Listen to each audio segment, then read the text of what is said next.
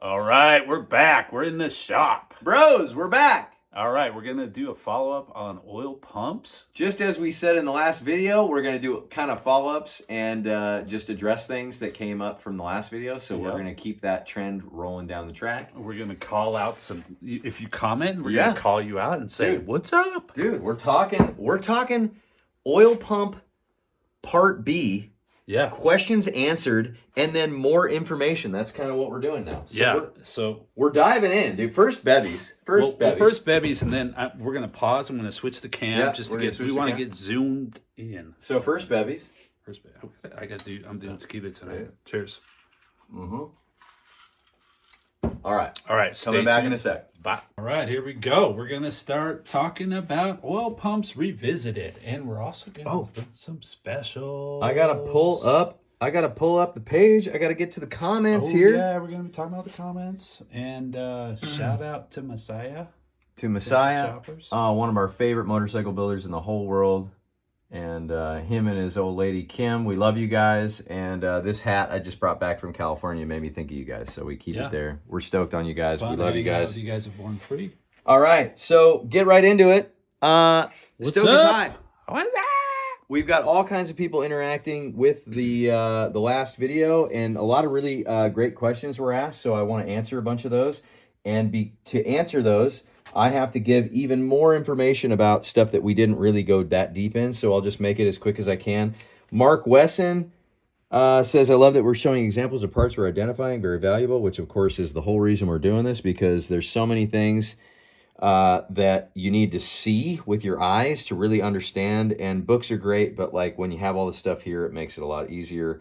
But what we have, the first question we got is from Fred Golke. I'm sorry if I'm murdering that last name, but Fred says, said you would not run this one just before ending. Why not?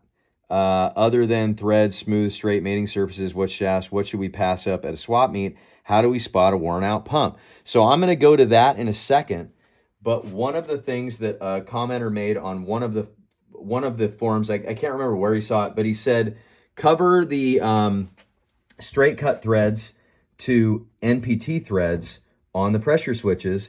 And so that kind of got me thinking about pressure switches. So I brought a whole amalgamation of these. This is every single pressure switch with the exception of like one right here. And then another person said, go over the difference between the adjustment screws in the pumps. And we didn't really go over that a whole lot, so I wanted to do that really quick. Because if you put the wrong screw in like this person did, and we'll go over that. So we're going to go over that. And who said that? Who said that? You know what? I just realized I'm filming in vertical, and everyone's going to hate me for it. So we got to redo it? We're gonna pause here, and I'm going to switch back to horizontal. All right, cool. Let's do that. Let's do that, because that's what we do here. All right, now we're back in the horizontal format. Sorry, guys. So Mark Wesson said, I love that you guys are showing examples of parts that you are identifying very valuable. On oil pumps, you did not talk about the change in the oiler screws. My Fresh 48 had a jam nut on the screw, and I could not keep the breather tube from spitting oil out until I found the early pans did not use a jam nut. So that's a great point. So all pumps, 36 to 50, use this short chain oiler adjustment screw. You see how much difference we're talking about here. It's massive, right? And what they used, so you bottomed the screw out, okay, with no washers, right? And you bottomed it out, and it just, held itself in there, and that shut off oil to your primary chain. Now, if you wanted to add a little bit of oil, what they gave you were these small, and these are like, I want to say like 5,000ths washers. You can see there's a bunch of them here. And you could stack those, and then if you really wanted to send a lot of oil back there, they gave you these thicker ones, which this one's like damn near 40,000ths, right? So you could put that on there. So you could adjust that, and then you just push this all the way in, and you'd leave that much of a space there, and it would send that much oil to the primary chain. Now, in 50 to 64, they went with this long one, so you could lock out wherever your adjustment was, so you didn't need to use the washers, right? Lazy. Yeah.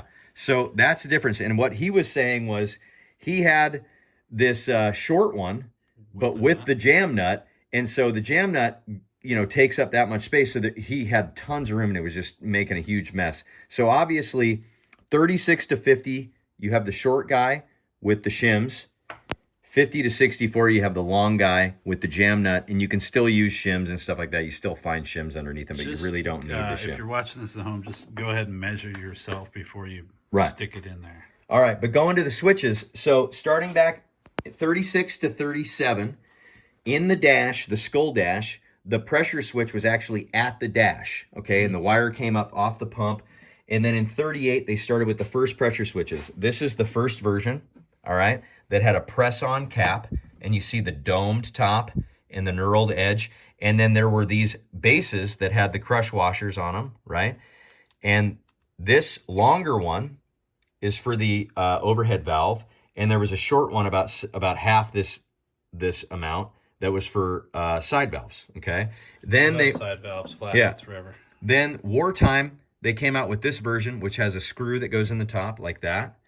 And then it also has a place, put the wire through there. Oh, yeah. And then a lock screw, right? Same domed knurled thing.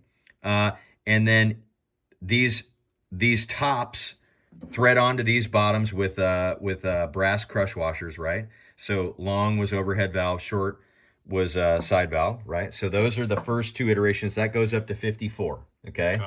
And then in 55 to 57, we have the first flat top, or no, 55 to 57, this is 58 to 63. 55 to 57, they have it looks exactly like this, except there's no dome top. It's just flat.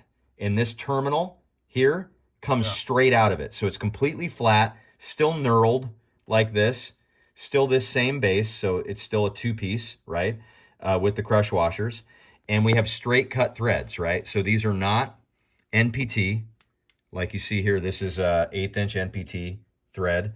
These are straight cut threads that go straight into the pump, right? Like that. And it uses a crush washer like this to seal it, okay?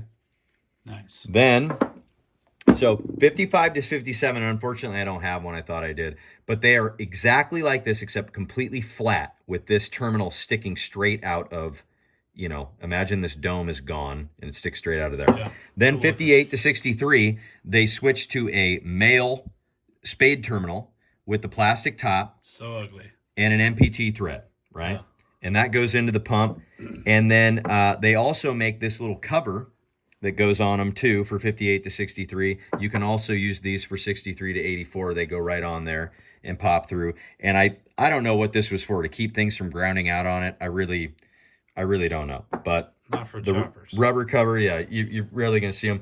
This is actually, in the Palmer's book, is listed as an unknown chain oiler for side valve. I just happen to have one in here. So if you have one of these, any one of these tops threads into it. And then it has a rear chain oiler. So this is your pressure switch that comes out of the pump, right? And then this body allows you to have an adjustment screw here and a lock nut. And then you can send oil through a line out to your rear drive chain, not your primary. So it's a totally accessory. And he says this is an unknown chain oiler from maybe an aftermarket company, right? So that's what that is. Then we've got 68 to 84. We already covered that. This boot also works on this switch too. So sometimes you find this boot on these, even though this is a 58 to 63. Then we have, both of these are optional rear chain oilers, okay? So these would have gone in the pump body, okay, like this. And then they would have allowed you to run a rigid line out, compression fitting, rigid line out to oil your rear drive chain. And this is the adjustment screw. So this piece you see here, so there's your jam nut, and this is your adjustment screw that's there. So the jam nut sits in front of this, and I just wanted to have this out so you guys could see what that looks like. This one is for 54 to 57. This one here is for 65 to 67. So this is electric start pan and early generator shovel, right? And same thing, uses the same adjustment screw. And there's those. And then this is a 72 up style switch. And we don't care about that. And we don't care about that because that's late model junk. Yeah. But then, all right, so phase two, people wanted to talk about what makes a pump bad. All right, well, some of these things are really obvious. Obviously, this has been horribly repaired here. It's been brazed or whatever. You can probably run this. But one of the biggest things you want to look for on any pump body, doesn't matter, going all the way back to 36, all the way up to whatever, is the crack that forms here. People drive this fitting in, that looks like this. You can see one in the case there. These guys, so that's what comes out of there, and that's what that's what your feed line goes into. Know about that. You tighten it up too tight. They drive it in there, and they keep driving it in, and it cracks that. So if you have a leak that you just can't chase, doesn't matter what you do. Oh, this one's got it. Look, bingo. You can see it right there. You can't miss that. You could park a car in that gap right there. Like, so I don't know what kind of car you're parking in. So there's a lot of oil is going to leak out of that. All right. So that's one thing wrong with this pump. You got the crack. So there's no fixing that. Obviously, these threads crack is bad in general. These threads are totally bushwhacked. It's bad for my friends. Peekaboo chain oiler screw. You think you're getting anything in there? Nope, because there's one snapped off in there. So that ain't never going to work. Then boom. See all this scoring? I gotta admit. So my my bike that I've been riding, it has a snapped off chain oiler screw. Yeah, as long as it's snapped off in there and you don't. It's all good. Yeah, and you got a belt drive, you're good to go. So all this scoring, this is the most important thing. When you see the scoring like this, pumps operate, gear-driven oil pumps. So much. Gear-driven oil pumps operate on a vacuum, okay? Mm-hmm. It's the gears moving that creates a vacuum that draws the oil out of the bag and sends it to the engine. So if you have all this scoring here, you're losing vacuum. So you're not able to optimize the pump's output. Mm-hmm. So the second you see that type of stuff, this is a garbage pump. That's like, so this one's like the trifecta of horrible shit. Smooth. Yeah, you want smooth, no scoring. Sometimes you get blown up stuff down here, but look at that. Looks like a pterodactyl came down and like pecked away at that. Look at how bushwhacked that is, right? Bushwhacked and pterodactyl. So we got blown out threads, bushwhacked, pterodactyl pecking, crack in the feed line, snapped off, chain oiler, and then on this side, on the feed side, same thing. Light scoring on the feed side. Looks like it's bell-mouthed out here, so you're going to lose a lot of vacuum out there. How did that scoring get in there? Exactly. Things get busted up in the engine, get sucked in and chewed up. There's no oil filters, none of that stuff. Wow. And then, obviously these threads can get real boogered up, but on this pump, that's actually one of the things that's like decent on here. Looks like there's some sort of hole in the pump there. Don't know what that's about. That's for reverse vacuum. Yeah, but we don't want to see that because I can see light. I can actually see light through there, so that's a bad sign. So this pump, total garbage, right? Not even worth it. So, like, the only thing that actually was actionable from that was the scoring. Like, all that other stuff was kind of like. Well, you got to be looking for that. Bad. You got to be looking for the crack. Obviously, bad threads here. Look at that double step in the threads. Yeah. Like that's horrible. Yeah, and then snapped off chain oiler. Horrible. That's bad. You're never getting that out.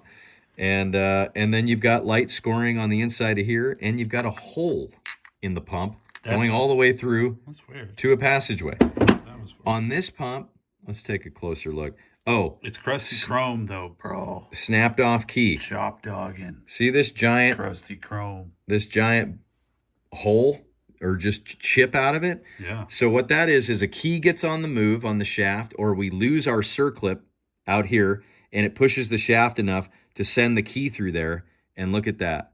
Wow. That's a game over type. That's a game ender right there. You can try to fix that up and remachine this and do all that stuff, but it's really not worth it. So forever this pump is going to want to draw keys in that, and then once the key gets in there, it's going to snap, shear, and it's going to stop the pump, right? You should drop this one just to see what happens. So that's a bad idea. I'm going to drop one. It's going to be this one. Let's see if we can make that whole piece crack out. Oh, where'd it go? These are tougher than they look. Oh, so someone asked, what are you going to do with the dropped parts? We're going to sell them to you. So this on one, sale now. This one, so you want to look for that. When you see that key blow out, It's a game over pump. Like, you're not fixing it. Your buddy's not fixing it. You don't know anybody good enough to fix that for the most part. And it's not worth it. How much are you going to pay to fix this pump? You can go buy a new body for $150. Scavenge side looks to be a little bell-mouthed. When I say bell-mouthed, it means it's not straight. Like a fishing term? It's Bell not. mouth? No. It's a machining term, or a honing term. But when it's not straight anymore, it's turned out, right? So that's like bell-mouthing this straight surface, right?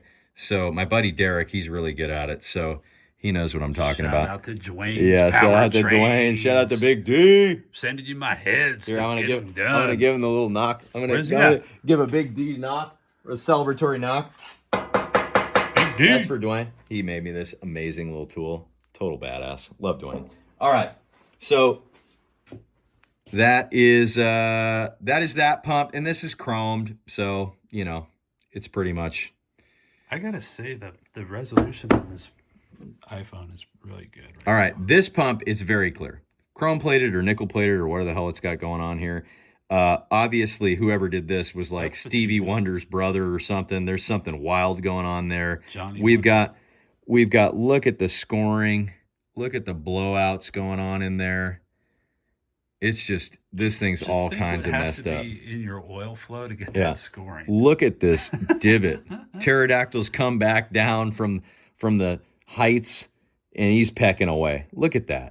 Look at the scoring on the scavenge side of this pump. Just insane, right? I don't get the whole pterodactyl in the oil flow, but just think about a nasty bird with a giant beak, and he's messing you up, bro. He's in your oil. Yeah, it's vicious, bro. Vicious. That analogy. All right, well, you got to think. You got to dig deeper, bro. So that's when I say that makes it pump no good. That's what I'm talking about. But then we look at this pump, right? Absolutely perfect here. No cracks. Everything's looking gorgeous. We've got, look at these surfaces. I mean, we got a little light scoring there. No giant holes, nothing crazy. Look at the feed side. This is the side we're most concerned about because feed side is what's creating that vacuum to draw the oil and send it throughout the engine. We're pretty light on the scoring. This pump's not perfect, but it's not bad. Definitely runnable, right? Definitely runnable. What year pump is this? This is a 52 to 54 pump. So very special pump. We know that because it's got the short pressure side with these very, very unique hexagonal screws. This is when they got rid of the ball and they went to the that weird ram looking thing like that, right? Mm-hmm. So anyways, that's what I'm talking about when pumps are no good. And that's pretty much a crash course on all these things. And we did it in under 15 minutes? Holy smokes, are we getting good at this or what? Oh, yeah. Thank you for watching. Bevies, we might have to cheers to that one. Oh, how about we do a little bit of yeah. that? All right. Peace